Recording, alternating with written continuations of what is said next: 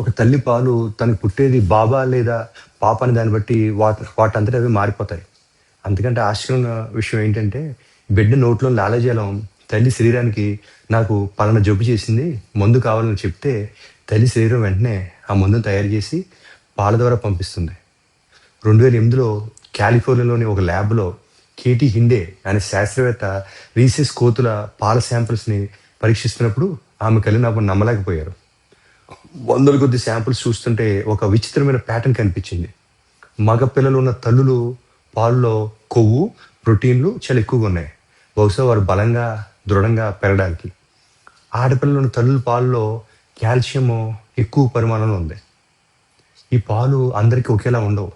బిడ్డ అవసరాన్ని బట్టి అవి కస్టమైజ్ అవుతున్నాయి. దశాబ్దాలుగా సైన్స్ తల్లి పాలను కేవలం పెట్రోల్ లాంటి ఇంధనంగానే చూసింది. క్యాలరీలు, విటమిన్లు ఇచ్చే ద్రవం అనుకుంది. కానీ కేటీ గారి పరిశోధన ఒక కొత్త కోణాన్ని ఆవిష్కరించింది. ఆమె 250 మంది తల్లులను 700 సార్లు పరీక్షించిన తర్వాత తెలిసిన విషయాలు దిమ్మ తిరిగేలా ఉన్నాయి. ఒత్తిడి పాలు. కొత్తగా తల్లైన వారిలో ఒత్తిడి ఉంటే వారి పాలలో కార్టిసాల్ ఎక్కువగా ఉంటుంది.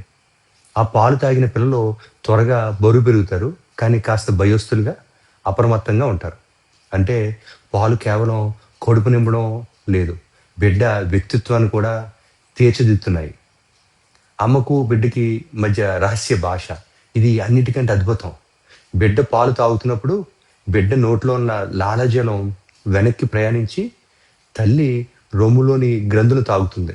ఒకవేళ బిడ్డకి ఏదైనా ఇన్ఫెక్షన్ ఉంటే ఆ లాలాజలం ద్వారా తల్లి శరీరానికి ఆ విషయం తెలిసిపోతుంది. వెంటనే తల్లి శరీరం ఎలర్ట్ అయిపోయి గంటల వ్యవధిలో ఆ ఇన్ఫెక్షన్ చంపే యాంటీబాడీస్ను తయారు చేయడం మొదలు పెడుతుంది. బిడ్డ జబ్బు పడినప్పుడు పాలల్లోని తెల్ల రక్త కణాలు 2000 నుండి ఏకంగా 5000 పెరుగుతాయి.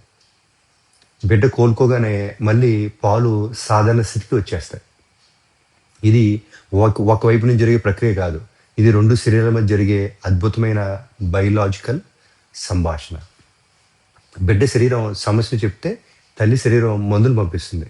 సైన్స్ ఎన్నాళ్ళు చూడలేకపోయిన అదృశ్య భాష ఇది. తల్లిపాలు కేవలం పోషకాహారం అడు అవివేకం. ఇది భూమి మీద ఉన్న అత్యంత తెలివైన కమ్యూనికేషన్ సిస్టమ్. అమ్మ పాలు బిడ్డకు మొదట ఆహారం మాత్రమే కాదు, అది అమ్మ బిడ్డతో జరిపే మొదట మోగ సంభాషణ.